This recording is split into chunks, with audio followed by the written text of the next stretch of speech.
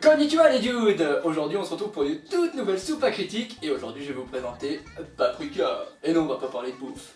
Paprika est un film d'animation réalisé par Kon Ishigata, le réalisateur de l'excellent Tokyo Godfather, et est sorti en France le 6 décembre 2006. Il est adapté du roman Paprika de Tsutsui Yasutaka.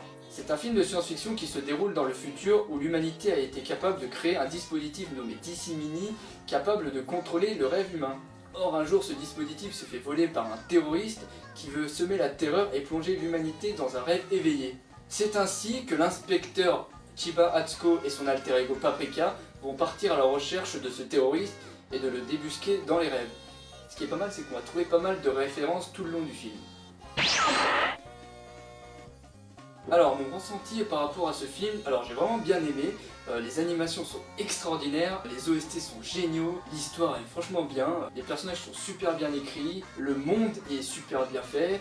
Par contre on a un petit peu de mal à faire la différence entre vraie vie et rêve, mais bon c'est un peu le but recherché donc ça passe. Il y a une atmosphère de folie angoissante, tout ça dans une ambiance festive.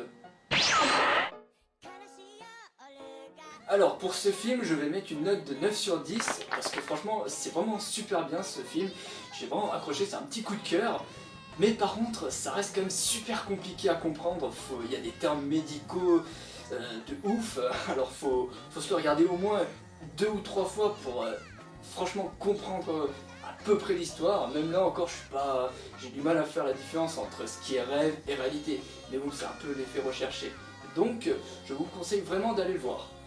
Donc sur ce, je vous dis à bientôt, j'espère que je vous aurai donné envie de découvrir ce chef-d'œuvre, et dites-moi en commentaire si vous êtes allé le voir ou si vous connaissez déjà ce que vous en avez pensé. Et donc sur ce, je vous dis à bientôt pour une prochaine vidéo. Sayonara.